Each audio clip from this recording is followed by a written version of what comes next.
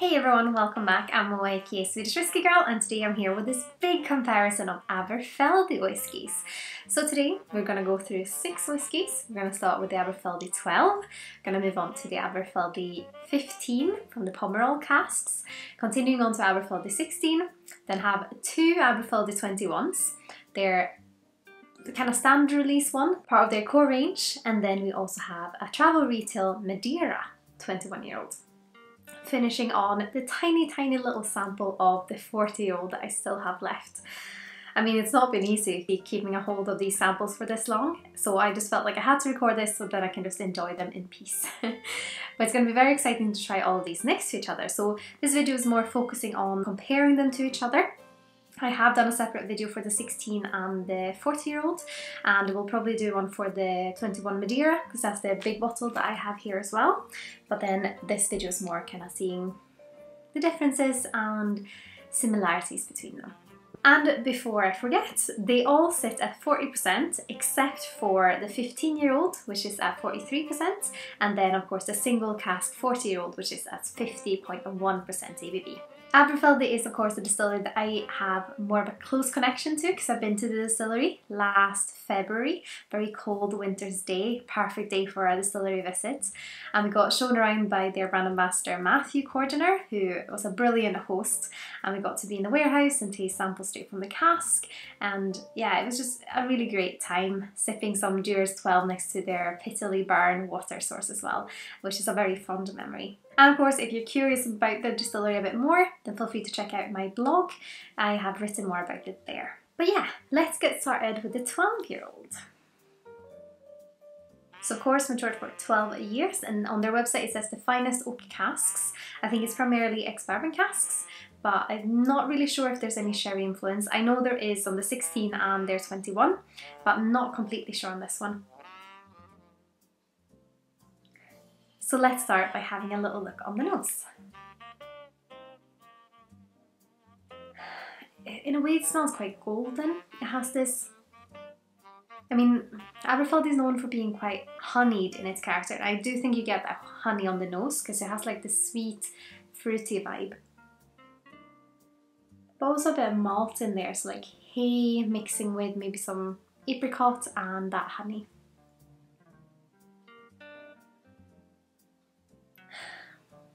Yeah, very pleasant nose, quite inviting and warming, but let's have a taste. Slangela.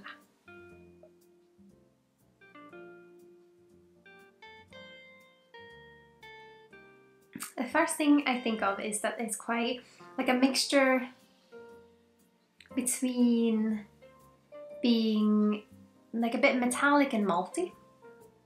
So it had less sweetness on the palate, more towards maltiness, but this kind of, like when you put a spoon in your mouth, that kind of metallicness to it.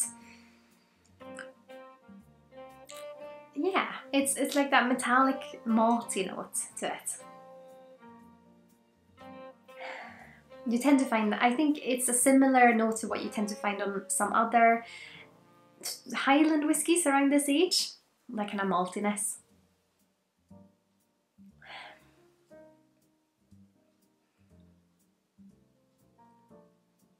I would say there's a subtle sweetness, and it has like this almost more sugary sweetness on the palate, but I think the sweetness kind of hiding underneath that metallic malty note. I'll move on to the next one so we can kind of compare them, and this is of course the 15-year-old, a 15-year-old whiskey that's also been finished in French red wine cask from Pomerol.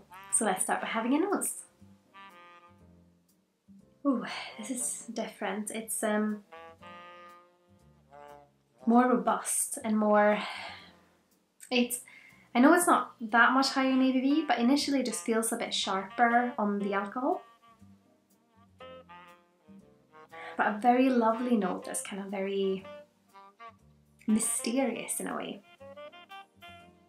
It's more darker fruits, maybe some berries as well, and a more of an oakiness.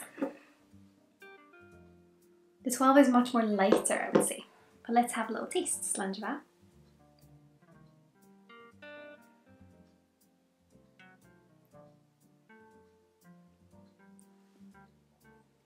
It just has a fruitiness that's more toward kind of plums, maybe some blackberries as well. It's more red or like dark red, blackish in its fruitiness. Also has that malty note though, which kind of you recognize from the 12.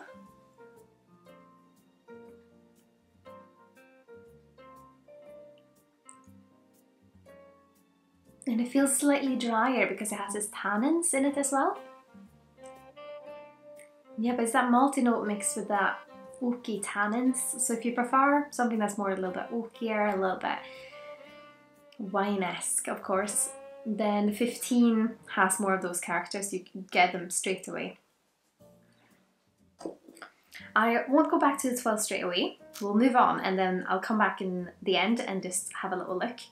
So now it's 16, which has been my favourite for a very long time, since it was one of the first whiskies I had a bottle of. You might remember if you've seen my other videos that I traded my bottle for the 16 for or my bottle of the Craigellachie 13, which I didn't like at the time, for the Aberfeldy 16. So yeah, it's my favourite one right now, but after this tasting it might not be. We'll see. This is so nice. It just feels like it's sweeter, I would say, than the 12. Yeah, the 12 is more fresh. Fresh and light, but the 16 has this, oh, it's so nice. It's just like calmed down a bit. It's like that older sibling that's just been like, yes, you're very light and fresh and very good, but you just sit there and you're quite elegant and a little bit sweeter, and yeah. It has this lovely sweetness, which is like honeycomb, or maybe something if you use honey in baking, because it has a bit of that bigness to it with lots of more aromas. Also a very, very nice fruitiness. What is that? It's almost like yellow raisins and maybe a little bit peaches and apricots and kind of more yellow orange fruits. Yeah, orange, like that citrusy sweet orange note. And more honey, I would say. This one has more of a dense sweetness. But let's have a taste. Slunge of that.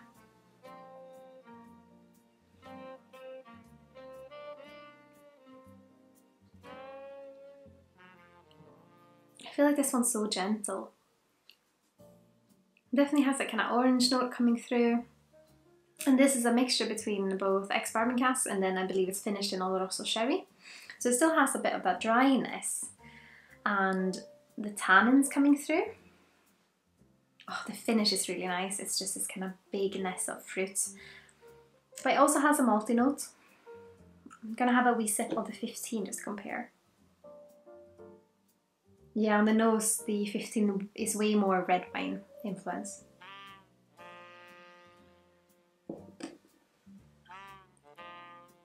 It's darker, more tannins, more oakiness, I would say, on that one. Even though the tannins are quite gentle. Like orange cake with honey.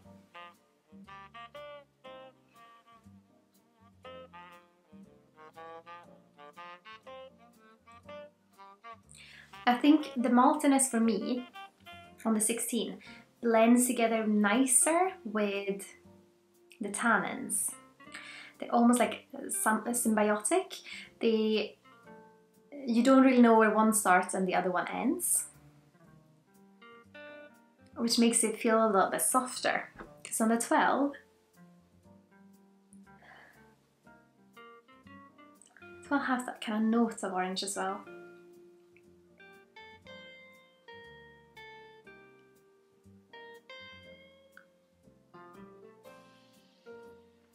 Yeah, because the 12 is a little bit fresher and lighter, I feel like the maltiness is taking more space, whereas in the 16, it's just a little bit more of a balance between flavours. They kind of weave into each other a little bit nicer.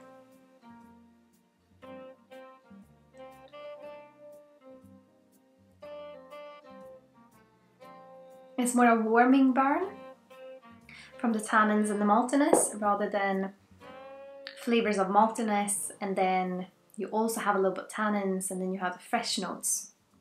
That they feel a little bit more separated on the 12. Very interesting. Let's move on to the 21-year-old. So this is the 21-year-old from their core range, which is also like the 16, been I believe in ex-bourbon and then finished in sherry casks. Oh, this is way more floral. Yeah, like rose, like walking through a lovely garden when it just hits you with very, not very powerful and very kind of sticking flavours, but more like if you're walking maybe like a French garden where everything feels quite elegant and quite, not subdued, but quite light and just quite lovely and just the right amount, lagom amount of the aromas coming out. So they're not overpowering, they're just very gentle but very, very lovely and kind of summery. It also smells a bit more like, I don't know, like summer cottage, like being by water and you can smell the trees and like nature around you. So I think that's the kind of floral flower notes mixing in with like trees and pine and being close to water and like that kind of summer feelings for me. Yeah, I wonder if it's a specific plant that lives close to water, because it reminds me of when I was younger and we have this family that we used to travel a lot with, and they had a summer house that was really lovely and was located just by a lake, and it smells like being there. I don't know, I've not been there in years, but it reminds me of that. So I wonder if there's a plant that maybe they have there that reminds me of this. Very lovely, very floral. It still has the honey denseness and still a bit of that fruitiness, but because the floral notes are there, they make it seem different. It's the same kind of fruitiness that you have on the 16, but they feel softer because of the floral influence.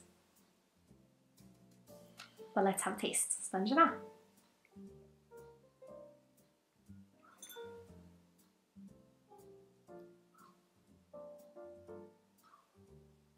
Very smooth and very, it has a bit of a lovely spice that I don't recognise from the others. I think it's like an oak spice, but when you get to this age of whiskey, so 21-year-old, it just smoothens things out. So the spices, even though they remind me a bit of kind of Christmas cake spices, they aren't feeling harsh like some spices do. They feel very, very gentle. And it's almost like it has a little bit of a grassiness to it, and the fruitiness is there, but it's kind of underneath. If I were to describe this whiskey as a person, I think this would be like an older French lady at a summer house that smells a bit of like she's just cut the grass and she has all these lovely flowers, but not too many, and like a lovely personality, but she doesn't need to like kind of show it, like shove it in your face. She just like is this very gentle human being. If someone understands that as a tasting note, but it's maybe that's my new thing, describing whiskey as people. It's getting ridiculous. I need to just take it back and just try and describe it with my words.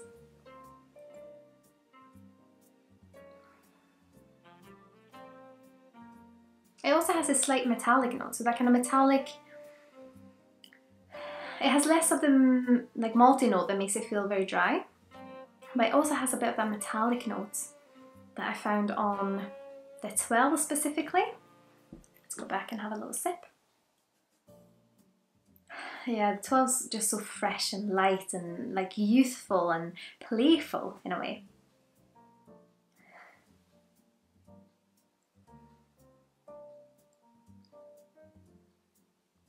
I do think it's interesting when your palate's kind of acclimatized a bit to the alcohol. It definitely feels less of that malty metallic note, which is very prominent at the start, but it's still there, but now it's very smooth. So first sip, the metallic malty note makes it feel quite dry and quite young. But as soon as your palate's acclimatized to it, it just feels very light and fresh and refreshing. I mean, in a highball, that I'm sure that would be lovely, specifically if they make their kind of honey highball, and it's, yeah, very, very smooth in a way. I can definitely see the similarities between the 21 and the 12. It's just that the 12 is so youthful and fresh and light, whereas the 21 just sits a bit nicer in being a lot of different things to just come together, but not one thing sticks out. It just sits there and it's very secure in what it is, and it has a little bit of floral notes, a little bit of fruitiness, a little bit of spice, and they all come together in this perfect circle. Let's have another little sip of the 15 just so we try this again. 15 feels sweeter, like very sweeter now.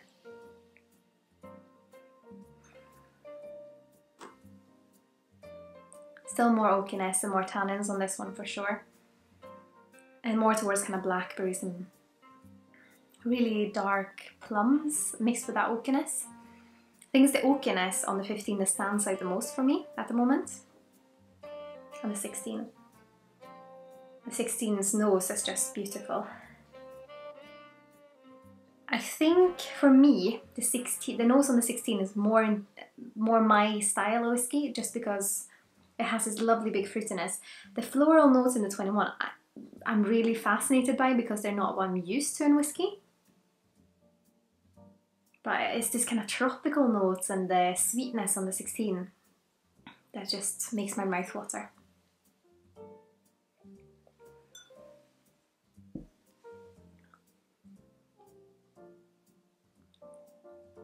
And a little bit of spice on the 16 as well. And they're a little bit hotter than the 21, I would say. Like more cinnamony. And the 21 again.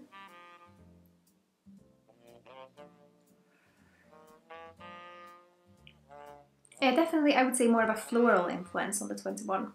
Is what stands out the most to me. Like lavender, rose, kind of a little bit grassy, that notes. But now it's going to be super interesting to compare the 21 to another 21. So this is a travel retail Madeira cask finished whiskey.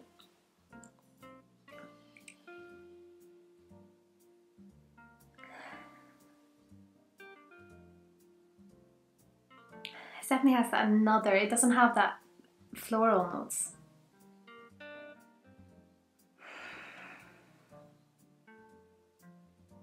Yeah, it's more very, very tropical peaches, very tropical apricots. Like, yeah, it's very juicy but tropical.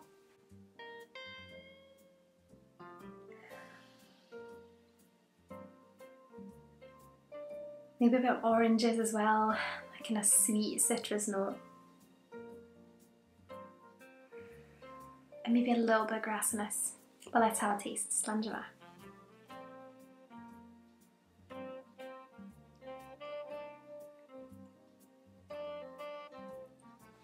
It's definitely more tropical, but underneath, so the initial hit is of tropical fruit and that kind of apricots, but it also has the grassiness, and then it also has that malty notes underneath that I think you can find in all of these. Not that much spice.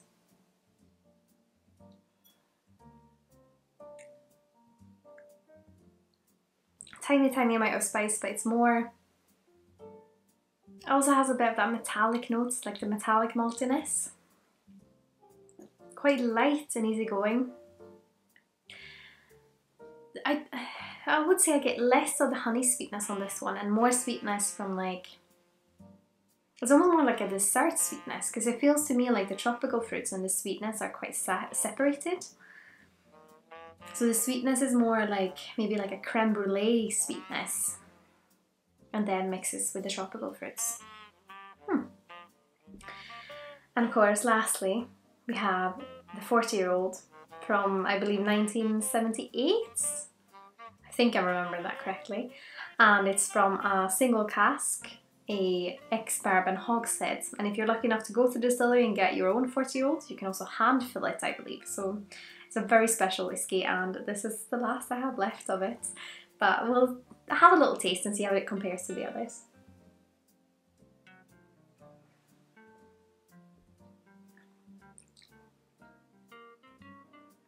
I mean, that is just an outstanding whiskey. I mean, it is a single cask, and a lot of single casks have their big personality, and that's what this has. But I think what's so lovely about this specific one is because it's so old, 40 years old, it still has a lot of character. It hasn't lost its personality. It's so interesting and so intriguing, and it has the dominant notes in the 40 that I'm getting at the moment is this oakiness mixed with one specific fruit, and I'm trying to figure out what it is, but it's like, I think it's like something like apricot and oak, but they're not separated, they're so entwined, which makes it such a lovely whiskey, because you can't see where one starts and the other one ends, but those two together makes the oak feel less dry. But if it was only the fruitiness, it would make it feel more one-dimensional, so that those two come together, oh, lovely.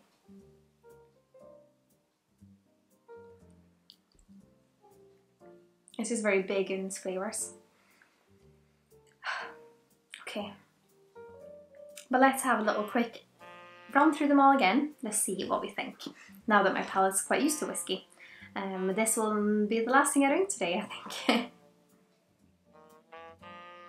Yeah, now the nose is quite, like, it's still fresh and lively, but it's more that kind of fresh grassiness and more towards the greener fruits, but more of that honey sweetness coming through.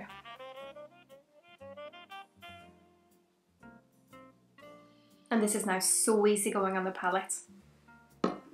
The metallic malty notes has almost disappeared, but it's hiding underneath now, underneath that lovely fruitiness and the honey sweetness.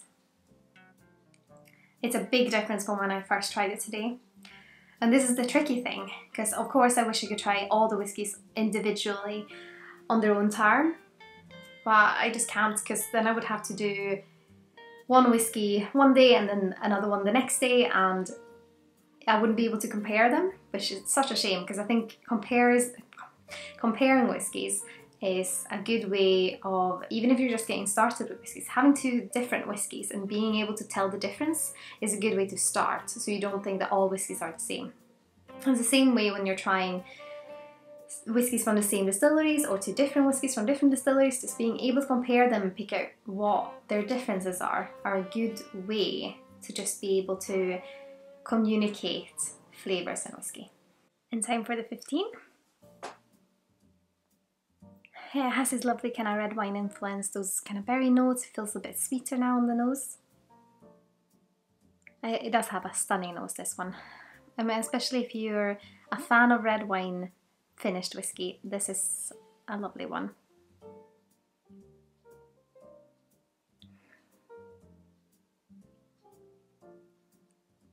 Yeah, more kind of berry sweetness, almost a hint of kind of strawberry in there now with the blackberry, and definitely an oakiness still there, makes it feel very robust. I probably would say that, except for the 40-year-old, the 15 is the one that feels more robust, I would say, than the others, which makes sense because the wine cask influence sometimes have that influence and just makes it feel a little bit darker and a little bit heavier.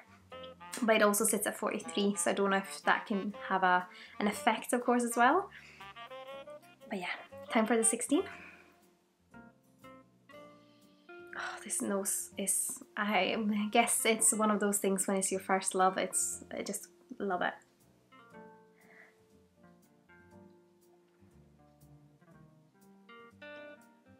The 16 is like gentle but full of flavour. It's that orange note with the fruitiness and a little bit of honey sweetness, but it's not too sweet, I would say. And the underlying malty character now just feels like it's holding up the other flavours. Because if it's just fruity, which is of course lovely, but something like I mean, black bottle for me is super fruity and I love it. And in black bottle you also have the smoke holding up. But if it was just fruitiness, it would feel a little bit one-dimensional and it would be super easy to drink and super just like lovely and just like fun to drink whenever and easy to have at any occasion. But because the maltiness is underneath, it just holds it up and makes it more two-dimensional, I would say. You find different things and you can look for things, and it's more of an interesting whiskey in a way, if you understand what I mean. Oh, the 16 is good. Let's have another sip of the 21-year-old without the Madeira cask, so their core range one. Yeah, it's still that rose lavender floral notes on it. And grassiness.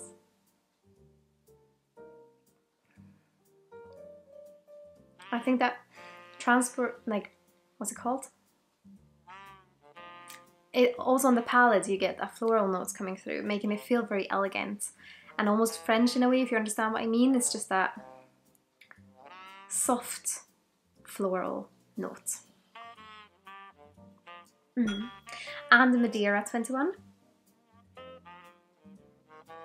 So tropical, with a hint of kind of a little bit of savoury spice, like something like, maybe it's basil. Like that kind of savoury herbal notes mixed in with the tropical notes.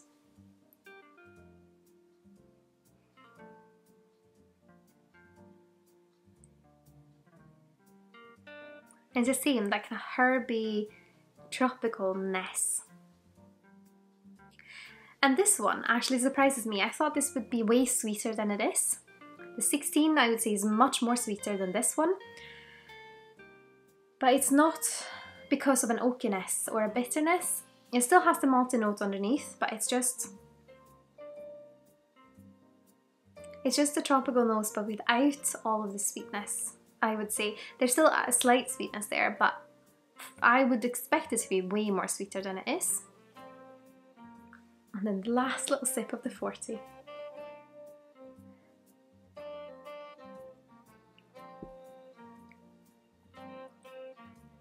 Yeah, apricots and oakiness coming together, making it feel interesting, just super interesting and lovely. But it also has a slight vegetal notes, like from the oakiness.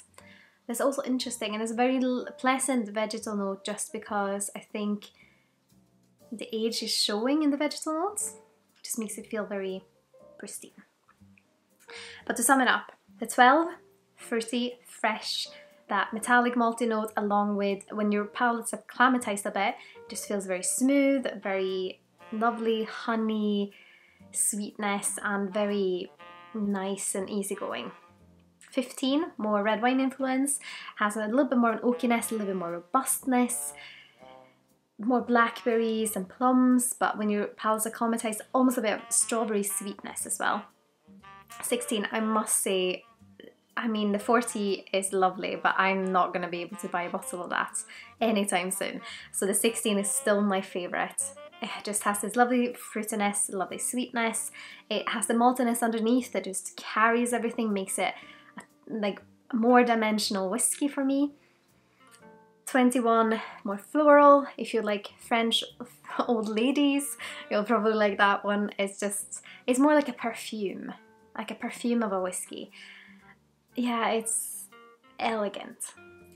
The Madeira, more Madeira influence of course, and it's tropical, but without the heavy sweetness that usually comes with something like that, but without the heavy oakiness as well. So if you like Madeira and you want something in whiskey that still feels very much like whiskey and without too much sweetness and too much oakiness, then that's the Aberfeldy Madeira for me. And then the 40-year-old is apricot and oakiness, and the oakiness has a vegetal note. They all come together, perfect circle, lovely whiskey.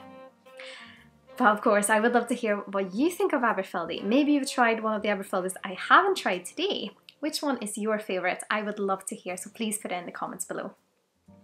And of course, if you like what I'm doing here on YouTube and my other social channels, I would of course be absolutely over the moon if you consider using my affiliate links with either the Whisky Exchange, Master Malt or the Scotch Malt Whisky Society the next time you're shopping with them.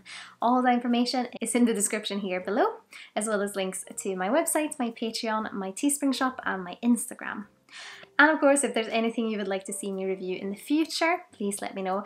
I of course want to do videos that you would like to watch, so if there's any specific things that you would like to see, please let me know. As always, a massive thank you to my wonderful supporters on Patreon. Your support means so much and I'm so happy you want to continue to follow me in my whisky journey.